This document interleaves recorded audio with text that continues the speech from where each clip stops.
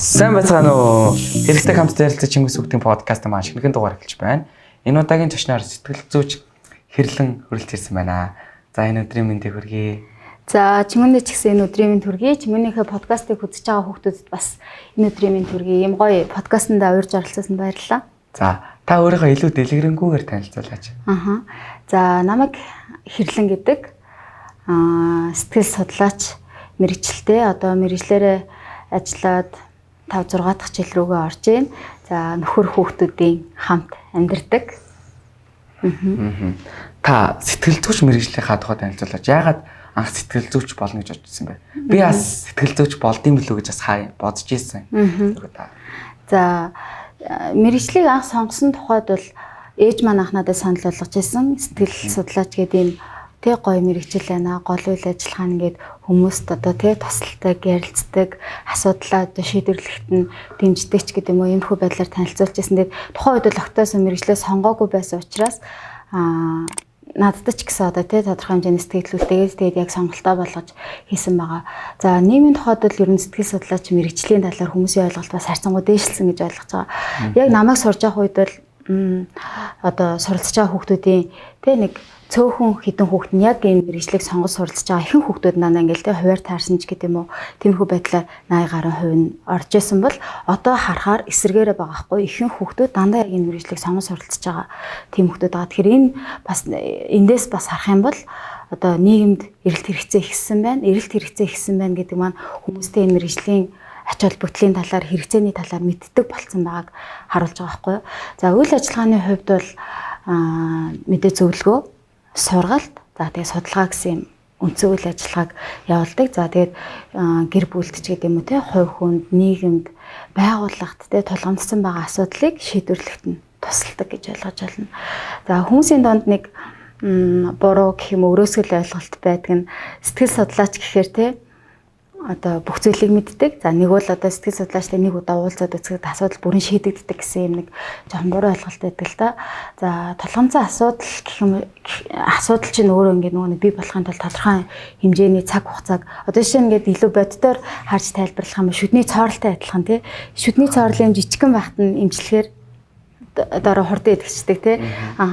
Тэнгүүд ингээд томроод ирэх тусам түүнд имчилгээ улам их хэрэгтэй болдог тий. Яг үүнтэй адилхан сэтгэл зүйд ч гэсэн одоо тулгамдсан асуудал урт хугацаанд байх тусмаа магадгүй чиний тий сүүлийн 5-10 жилийн одоо өөртөө хөндлүүлсэн сөрөг буруу дадал хөвшил байх тусмаа түүнийг засахын тулд тодорхой хэмжээний үе шатын дагуу цаг хугацаа их орно л гэсэн үг байхгүй юу? Тий. Та ихэвчлэн ер нь ямар хүмүүстэй ажилладаг вэ? За би мэрэгчлэрээ ажиллаж эхэлснээс хойш ер нь бол дандаа л хүүхдүүдтэй за тэр дундаа өсвөр насныхантай за өсвөр насны хүүхдүүдтэй эцэг эхчүүдтэй илүү ойр ажиллаж байгаа. За тэгвэл илүү гоё боллоо. Өсвөр насныханд яг ямар асуудлууд их хөвчлэн тулгардаг вэ? Ингээ миний харж байгаа бол ингээд жишээ нь одоо ээж автайгаа ойлголцох, найз нөхдөдөө ойлголцох гэдэг асуудлууд их хөвчлэн байдаг юм шиг санагдав. Тэгээд тэр зүйлсээс яг яаж даван гарч яаж асуудлыг шийдэх хэрэгтэй байдаг вэ? За яг чи нөгөө нэг өөрөө өсвөр насных болохоор зөв ажигласан байгаа байхгүй юу? Ихэнх хүүхдүүд сэтгэл хөдлөлтөй холбоотой. За тэгээ нөгөө нэг гэр бүлийнхэнтэйгээ тэгээ намайг ойлгохгүй байна. Одоо үзэл бодлыг маань сонсохгүй байна ч гэдэг юм уу тиймэрхүү байдлын асуудлуудаа хөвчлэн илэрхийлдэг. За яг эдгээр асуудлуудын нөгөө нэг гол суурь нь болохоор тухайн насныхаа онцлогийг өсвөр насны хүүхдүүд маань ч тэр эцэг эхчүүд ч тэр төдийлөн сайн мэддэггүйтэй одоо холбоотой гэж ойлгодог. За жишээлх юм бол те сэтгэл хөдлөл уур бухимдал айгүйх байна. Юм л бол би гуниглаад байна. Эсвэл амархан ууралдаг болоод байна гэдэг те. Тэгэхээр тэгвэл энэ уур бухимдал хаанаас гараад байгаа? Юунаас шалтгаалаад байгаа? Те гэдгийг нь тайлбарлаад энэ үедээ чи ямар арга хэмжээ авах хэвтэй те гэдгийг ингээд ойлгуулад төхөр би чинь энэ те өөрийгөө бас нэг таньж байгаа нэг хэлбэр юм байна штэ. Чи үнэ юунд ууралдгийг гэдгээ мэдх юм байна. Уурлахаараа ямар хариу үйлдэл гаргадаг гэдгээ анзаарах юм байна. Гаргаж байгаа хариу үйлдэл маань зөв үү буруу юу гэдэг дээр би ажиллах юм байна. Магадгүй жоохон алдаа дутагдал байна гэвэл би яаж дараагийн удаа те зөв болох вэ? Яаж зөвөр гадагшлуулах вэ? Яаж одоо те дурггүй байгаа, таалагдахгүй байгаагаа зөв илэрхийлэх вэ гэдэг арга барилд би суралцж байгаа юм байна. Гэдгээ ойлгоод ирэх байхгүй.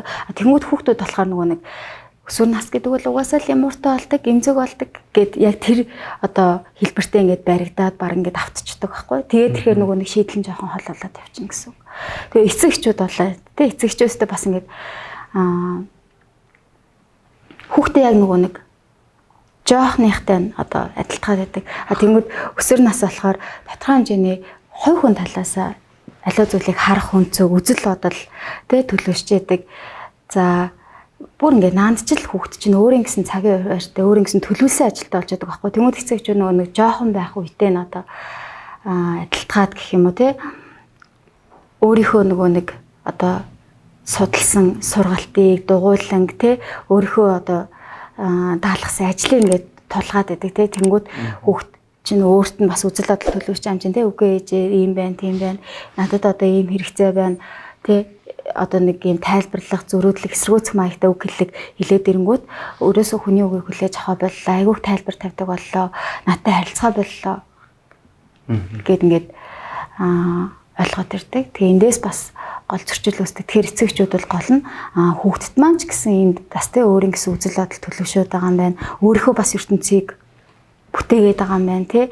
Тэгэхээр энэ дээр нь би яаж дэмжиж туслах вэ гэдэг талаас нь хүүхдтэйгээ харилцаж үзэх хэрэгтэй гэж ойлгож байна. За өсвөр насны хүүхдэд одоо бие сэтгэл зүйн хувьд яг ямар онцлогуд байдаг?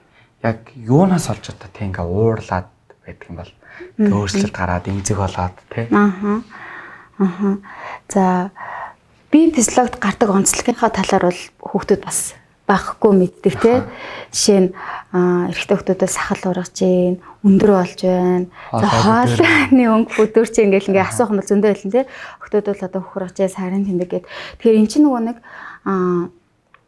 хүүхэд том хүний бие хоёр тодорхой хэмжээний өөрчлөлттэй те нөгөө хүүхэд чинь том хүний бие физиологт шилжгээд тодорхой хэмжээний гормон даавар ялгараад байгаа байхгүй юу? Энэ ялгарсан гормон даавар зөвхөн чиний бие физиологт нөлөөлөхгүй давхар одоо сэтгэл санаанд ч гэсэн сэтгэл хөдлөлт ч гэсэн те нөлөөлж яадаг.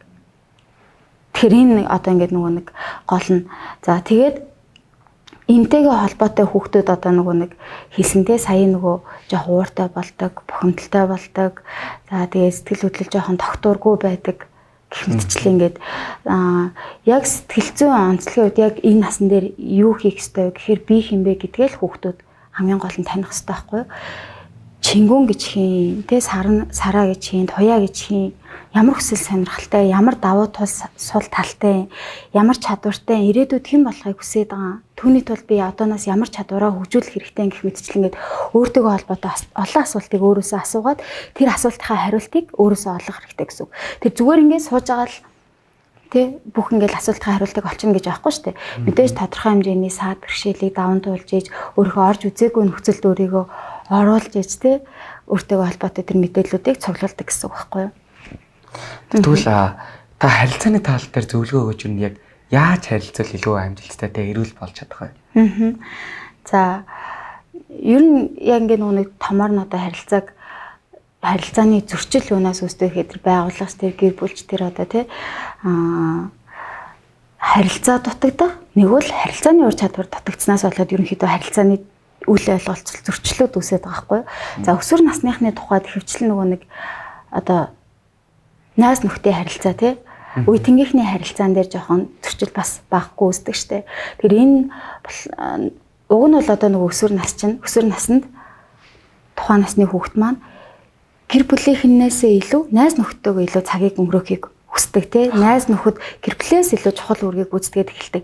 Яагаад гэж юм хэрэг яг тэнд одоо нөгөө үндсэн хэрэгцээ хангагдаад байгаа байхгүй юу? Өөрийгөө илэрхийлэх тий ярилцах, зөвлөлдөх гэд ингээд энэ үндсэн хэрэгцээнд хангагдаад тэр ийм нэг сэтгэл зүйн хувьд ийм тайван орчин нөхцөл бүрдээд ирэхээр тэнд одоо гол хүүхдүүдийн хувьд чухал байр суурийг одоо эзлээд байна гэж ойлгож байна. Тэгмүүд эсвэргээрээ энэ одоо тий чухал яг энэ харилцааны одоо ихэнх одоо хэрэгцээгээ хангаж явах хэвээр энэ найз нөхдийнхөө дунд зөрчилтэй болоод үл ойлголцол үүсээд ирэхээр сэтгэл зүйд маш одоо хүн дээр сөргөөр нөлөөлдөг. Тэгэхээр үүнийг одоо даван туулахын тулд юу хийх хэрэгтэй вэ гэхээр нэгдүгээр одоо хин хэнийг ойлгох хэрэгтэй. Яг энэ одоо тий сэтгэл зүйд эмзэг байгаа, сэтгэл хөдлөл ихтэй байгаа энэ үеийг бүгдээрээ адилхан даван туулж байгаа. За магадгүй зарим нь ээж аав нь сайн ойлголцдоггүй, харилцаж чаддгүйгээс болоод бүр ч илүү хүн дээр тусгаж авч иж магадгүй. Тэгэхээр биенийхээ энэ нөхцөл байдлыг хүндэтгээд хэлэх үгээ нэг одоо гаргаж байгаа үйлдэлээ хандлага бас жоохон тий бодоод тооцоолоод хүн дээр тусгаад авчих вэ гэдэг байдлаас нь харилцагчаа бас тий сэтгэл зүйд нь хүн дээр тусах вэ гэдэг талаас нь бас хүлээж авбал зүгээр байдаг.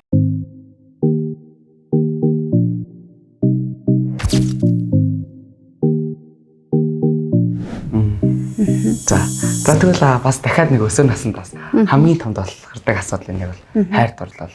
Одоо жишээлбэл 10 нас хүртлэе бол зүгээр ингээд нэг хүн дээр хүлээж авахгүй тэгээ нэг хайр дурлал гэж нэг тоглоом маягийн гэж боддог. Тэгэд ингээд яг ингээд өсвөр наснд ингээ ороод ирэхээр ингээ бодоод шаналж манлал тэр охин намайг тоох болов одоо яах бол би одоо тэр сайн болсон тэр тэнд сайн да гэл бүр ингээл бөө юм бодох асуудлууд ингээл тулгараал тэнгууд ингээл ямар нэгэн хаягдах тэр охин тоохгүй бол шаналлах бүр ингээд маш их зүйлсэд болдог. Тэгэд ер нь өсвөр насн дээр ингээд олон одоо хүүхдтэй одоо үерхэж үзэх нь зүв байд юм уу? Тэр зүйлсүүдийг ер нь яг яаж давж туулах хэрэгтэй байдаг. За бас л нөгөө үндсэн суурь нөгөө сэтгэл хөдлөл өндөртэй байдагтай л холбоотой тий хайр чинь бас нэг төрлийн одоо сэтгэл хөдлөлүүдийн нэг штэ тий тэгэхээр ингээд хайрлж дурлсан ч гэсэн гүн гүнзгий байгаад байгаа штэ тий тэгэхээр зөвөр яг нэг зөв буруу гэхээсээ илүү эндээс зүгээр эсрэг хүснийхээ хүнийг тий ер нь таних судлах таалагдсан охинтойгоо хайртай охинтойгоо би яаж харилцаж байна тий яаж бие авч явж байна эн чинь бас л өөрийгөө таниад байгаа байхгүй юу дараагийн удаа би яах вэ одоо магадгүй ингээд нөгөө өсвөр наснда үерхэж нөхөрлөж үзэхгүй байх юм бол бас шууд гэр бүлийн амьдрал зохиоход бас жоохон туршлагагүй байх магадaltaй шүү дээ тий тэгэхээр зүгээр энэ дээр би бинийгээ таних ойлгох тий гэдэг үүднээс зүгээр юм мэдээж хэм хэмжээнд байх хэвээр тэгээ үерхэж нөхөрлөд үзэх би бол буруу юм бол нэг байхгүй тий би бол хүнтэй үерхэж үзэх зүгээр хүн сайн болохыг зүгээр гэж боддог яг ингээл хүмүүс сайн болоод ингээд эхлэнгүүд ингээл шууд ингээл өөртөө анхаарал эхлээл өглөөр тасаал формормо цэвэрхэн өмсөж явах нүүр идрээ угаах гэд шууд ингээд өөртөө ингээ амар арчаатай болдог учраас амар хэрэгтэй юм шиг санагддаг. Тийм шүү дээ. Яг үнэ. Чамаг бас нэг ингээл дараагийн илүү гоё тий илүү сайн чингүн байхт чинь л туслаад ийм нэг сэтэл болж өгөөд нь шүү дээ тий. За тэрнээс гараад бас ингээд үр дагавар гэх юм уу одоо ийм орох гэдэг одоо зөндөө хүмүүс ингээд ярьдаг. Ингээ байнгын ер нь химийн үзэгдэл юм уу гэдэг талаар асуумаар байна. Тэгээд эм ороод байна хүүхдүүд ингээд бүр эмэрснээс болоод бүр тий амиа орлох марлах гэх бүр хүн зэтгэлсүүд төртөл байдаг. Тэр зүйлсийг ер нь яаж даван туулах вэ? Эмэрхэн эсвэл энгийн үзэгдэл юм уу? За эмэрх гэл бүр сүлүүд хүүхдүүд нэлээ тий. Тэгээд энэ гэхдээ яг өндөө бол сэтгэл судлалын тийм тогтсон тий тайлбар нэр томьёо бол биш л дээ зүгээр одоо тий ийм нэг юм ганцаардмал байгаагаа жоохон магадгүй жоохон зоожиг байгаа зайлсаа сэтгэл зүйн жоохон эмзэг мэдрэмтгий болцсон байгаагаа ийм орох гэдгээр ингээд нэрлэлээд байгаа хгүй юу. Гэтэл яг энэ үеэл одоо баг надад ч гэсэн тохиолддог тий хүн болгон тохиолддог. Магадгүй эндээс бид нөгөө нэг дараагийн удаа яаж сайжруулах вэ? Юун дээр алдаад байна? Өөрлөгөө нөгөө нэг өнгөх үе яагаад байгаа хгүй. Өсвөр насныханд одоо хамгийн их анхааруулж хэлмээ дээрээс ингээд ажиглагдаад байгаа зүйл бол аюух тийм юм сэтгэл одоо зүйн тийм нэр томьёогоор өөрсдийг аюух томьёолоод байгаа хгүй би одоо ганцаардах эмгэгтэй өвчтэй ч гэдэг юм уу те альсвал би ийм юмнаас айх өвчтэй тийм юмнаас эмээх эмгэгтэй гэх мэтчлээ ингээд тэнгүүд интернетээ уншсан ч юм уу зүгээр хаанаас хинээсээ те юм сонссон мэдээллээрээ шууд өөрийгөө дүгнээд бодчоо тэрэндээ гол нэгэд яг автаад те би бол угаасаа л юм ганцаардах юм гэхдээ би угаасаа л юм ганцаардах өвчтэй гэд ингээд тэрэндээ өөрийгөө бүр ингээд барьчаад байгаа хгүй мэрэгжлийн эмч сэтгэл судлаач засалч одоо те чамайг яг ингээд онцлоод чи ийм өвчтэй байна гэж хэлээгүй л бол одоо өөрийгөө хитрхи тийм сэтгэл зүйн одоо тийм өвчтэй те холбож бас ойлгох ерөнхийдөө жоохон сөрөг нөлөө ихтэй угаасаа ер нь хүн болгонд л те байнга ингээл хүн чинь юм сэтгэл хөдлөл өндөртэй байнга эрэг сэтгэл хөдлөлтэй ингээл яагаад юм гэж аахгүй шүү дээ тодорхой хэмжээнд өөрлөвгөө тусах өнгөөх те өөрийгөө бодох би чинь ер нь зөв үү буруу юу гэдгээ тунгаах юм цаг хугацаа орон зай сэтгэл зүйн хувьд ч гэсэн тэр хэрэгцээ байх. Хэрэгтэй. Тэр тэрийг л яг ингээл эморох гэл тий. Аха. За өсвөр насныхын хувийн хөгжилтөөр нь яаж анхаарах хэрэгтэй байдаг вэ? За өсвөр нас уг нь бол юм баггүй юу? Одоо чиний тарих шин санаагаар хамгийн баялаг нас. Бие физиологийн эрч хүчээр хамгийн өндөр байгаа нас. Дээрээс нь юмыг чи айгүй хурдан сурах одоо чадвар чинь маш өндөр түвшинд байгаа байхгүй юу? Тэнгүүд ер нь ингээд хүүхдүүд ярьж байгаа нь ихэвчлэн үнэхээр чи хувь хүний хөгжлөө сайжруулах гэж бодож байгаа бол би хувь хүний хөгжлөө сайжруулахын тулд юу хийх хэрэгтэй вэ гэдгийг нэгдүгээр бодоод үзэх хэрэгтэй тий. За тэнгүүд хувь хүний хөгжилд чинь саад болж байгаа ямар хүчин зүйлүүд байна. Нөгөө л яриад байгаа утасны тий ийм интернетийн үр дүнгүй хэрэглээ их байна. Гэт энэ бол одоо хамгийн их одоо даашаа ч гэдэг юм уу тий хойшин татж байгаа зүйлүүд энийг. За тэгээд дараагаар нь шинэ орчинд өөрийгөө нээж үзэх, шинэ хүмүүстэй уулзах, тий шинэлэг зүйлүүдээс өөрийгөө би одоо ямар түвшинд байна? Дараагийн түвшинд гарахын тулд би юу хийх хэрэгтэй вэ гэдгээ ерөнхийдөө харах хэрэгтэй байхгүй. Тэгэл мэдээж хувь хүний хөгжлийн сургалтуудад суух ч гэдэг юм уу тий шинэ найз нөхдөдтэй болох, үе тэнгийнхнээсээ суралцах, үлгэр дуурайл авах ч гэдэг юм уу иймэрхүү байдлаар хувь хүний хөгжилтэй анхаарч гол нь тэгээд нөгөө нэг надад ийм чадвар дутагдaltaй байгаа юм байна шүү дээ. Би энэ чадвараа хөгжүүлэх хэрэгтэй байна гэж хараад ихсэн бол тэр нэг эзэмшгийн тулд тодорхой хэмжээний үйлдэл хийх хэрэгтэй. Харахын тулд нөгөө нэг шинэ орчин тий шинэ найз нөхөд одоо бас хэрэгтэй гэж хэлээд байгаа. Тэгэхгүй чи ингээл уцаа оролддог байсан бол яг тэр хэвээрэл ингээд байгаад ах юм бол дараагийн шатны зүйлийг харахад жоохон хүндрэлтэй болоод эхэлэх байхгүй юу? Би боддог байхгүй ингээд өдрийн тэмдэглэл одоо хөтлөх нь ингээд хүүхд одоо ингээд өөрийнхөө өсвөр насны хүүхд одоо өөрийнхөө сэтгэл зүйг ингээд илүү мэддэг болоод сэтгэл зүйн асуудалд одоо шийдвэр гаргахад илүү туслах юм болов гэж боддог. Та тэр дээр хүүхдүүдэд зөвлөгөө өгөөч. Яалтчгүй өдрийн тэмдэглэл хөтэлдэг хүүхдүүд сэтгэл зүйн хувьд айгу доктортой байдаг. Яг тэгвэл өдрийн тэмдэглэл хөтлөн гэдэг чинь өөрөө тэр яг ингээд тухайн үс нөхцөл байдлаа бичиж гин, тэмдэглэж гин, сэтгэл хөдлөлөө тэнд буулгаж гин тий. Энд чинь нэг талаараа илэрхийлээд байгаа байхгүй. Тэгээд ер нь миний тархинд ямар бодол эргэлдээд байна, ойрын үед би ямар сэтгэл хөдлөлтэй байна гэдгээ өдрийн тэмдэглэлээсээ нэг ясанд арчиж олно. За дээрээс нь тэндээс